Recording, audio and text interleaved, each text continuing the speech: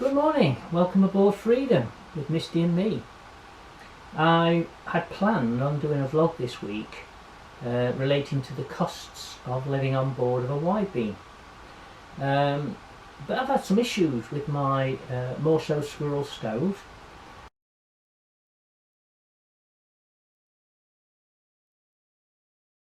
And I thought while it was still fresh in my mind, I would tell you about it. Now, I have, as most boats, the Morso Squirrel, and I'll put a short bit of film on so you can see what a Morso Squirrel looks like. And it's a multi-fuel stove. It'll burn smokeless fuel, it'll burn hardwood, and I tend to burn about 65% smokeless fuel and 35% of the burn is hardwood. And I have a routine that I stick to every day, and I stack the fire in the morning with smokeless fuel before I go to work, leave it ticking over on a very low turn, and then when I get home from work, usually about 4 o'clock, 5 o'clock, right through till 10 o'clock, I burn hardwood logs, and then around 7 o'clock I riddle the fire, get rid of all the ash out of the fire, into the ash pan, into my ash pan bucket on the stern deck.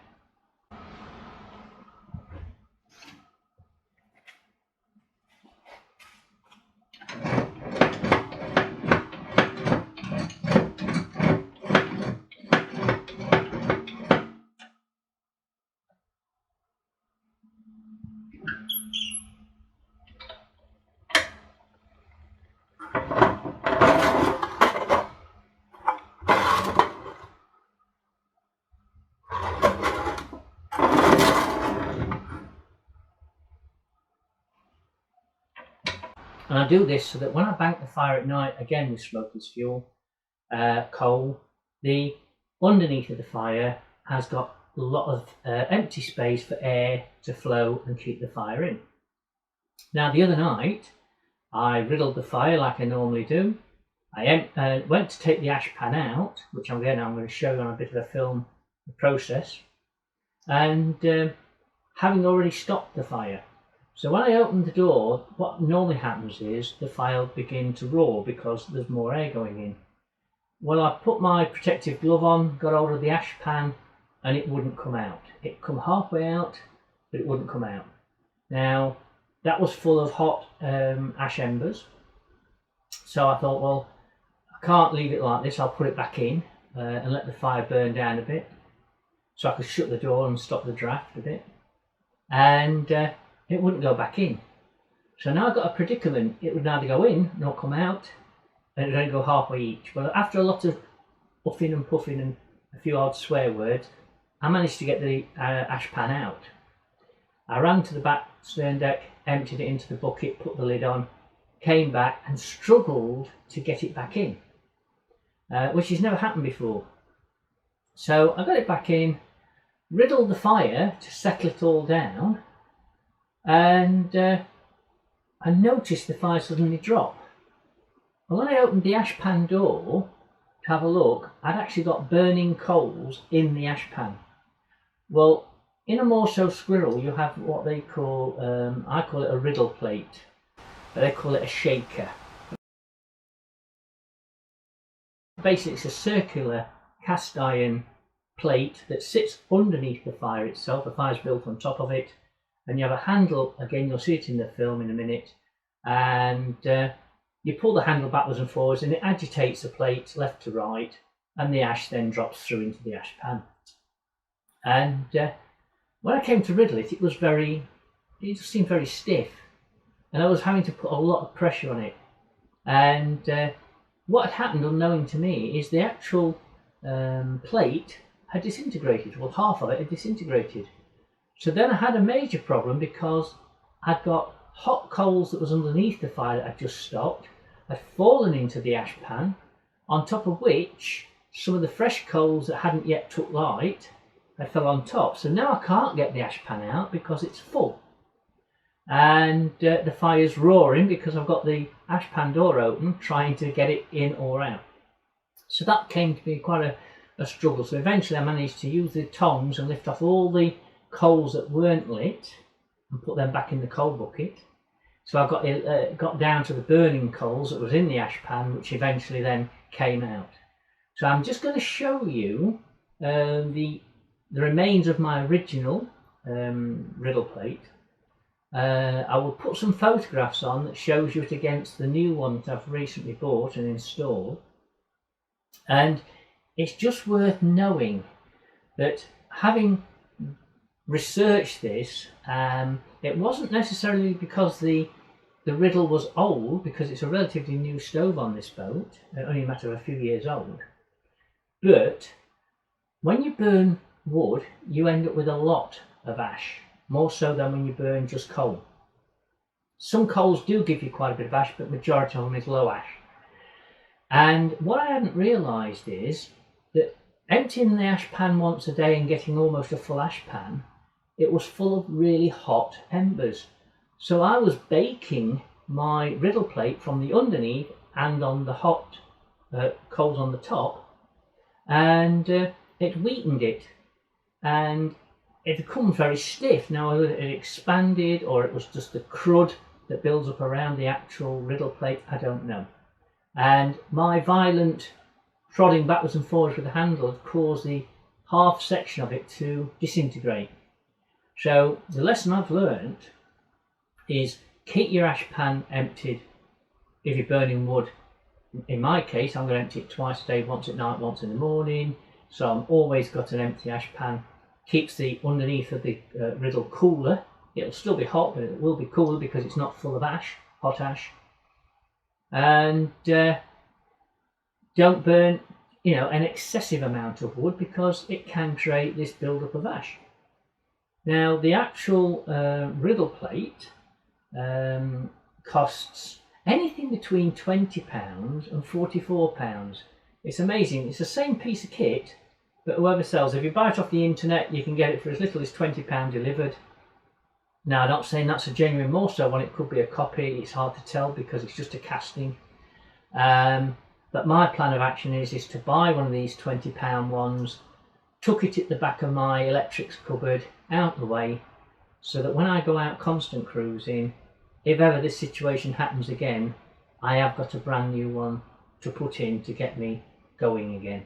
Because without the grill in the bottom of your fire, you can't have a fire. And if this happens like it did to me, I was luckily, I'm in the marina, so I'm hooked up to the mains. I was able to put electric fires on. It wouldn't be good if you was out on the open water, miles away from a chandlery. The good news is I've already installed the plate now, so I can't show you that. But it literally takes 3 minutes to put the new Riddle plate in. So if you're new to boating, keep that in mind. There's a little bit more to controlling your fires than just chucking coal on it and working the drafts. Always remember to keep your ash pan as empty as you can, as regular as you can, and riddle often, and keep that ash out of the way so you're not cooking the riddle from underneath and on top. Let me just show you how bad it was.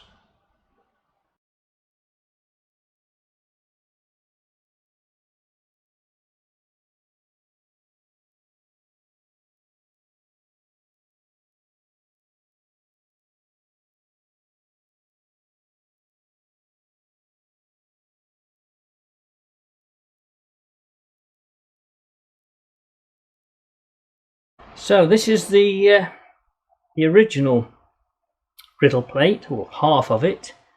So obviously, as you'll see in the pictures I'm going to post on here, what it should look like. But this again is a build-up of crud. And obviously on the outer ridge, this sits into the bottom of the hearth. And when you pull the handle, it just basically does that. And I found this was getting really stiff and hard to riddle. And I believe that I'd got a build-up of this kind of crud in the actual bottom of the grate, so the circle that this sits in. So the lesson I've learned, other than keeping the ash pan empty, is every month at the end of the month I always clean my chimney, which means I allow the stove to go out. I am going to remove my Riddle plate at the end of the month as part of my stove cleaning exercise. I'm going to ensure that all these grooves are kept empty because they don't want to be having a build-up of crud like that. And I'm going to pop an electric, put a wire brush on my electric drill, and I'm just going to whip it round the edges to ensure that they're kept smooth, so that now, and I've noticed a difference with my new Riddle plate, I only literally have to touch the Riddle handle and it moves lovely, whereas this one was very, very stiff. And I think obviously you can see it's the crud that gets in between also then will get red hot, and it literally welds itself to the cast, heats it up to an extreme, and then it causes it to fracture. So lesson learnt. There you go. Now, one of the other things while I've been doing that, which I just want to show you, is I've had major problems with the companion set that came on the boat. You know, the shovel and the tongs. So I've actually bought this tool, gardening tool. Came, I think, from Wilko's for £3, and it's absolutely brilliant because when I'm get into the fire, it helps me ensure I keep these empty even when the fire's on. I can get these down in between, and when you open the door, you can actually push this over the front of the holding bars and push the coals away. Anybody who's opened the door of a Morso squirrel when they've been burning wood will know that you get ash falling out. This is an absolutely brilliant tool. That's all I need. So the companion set that came with this stove, that's going into the recycle bins because it serves no purpose whatsoever. The poker's far too long and heavy. The shovel's far too long and flimsy. Serves no purpose. £3, great investment. Just put your protective glove on, keep your hands safe, and you can get right to the back of the fire, move everything around, and keep the heat coming through the grills, the air's coming through, everything's then working efficiently. So just a handy hint, you know, if you've been struggling to poke the fire and you're using a normal poker, you'll find this is so much easier to move the coals around, and as I say, for £3. Hope you found this of interest. Please give us a subscribe and a like. Any questions, please put them in the comments below, and I'll do my best to answer them for you. Thank you for watching. Bye bye.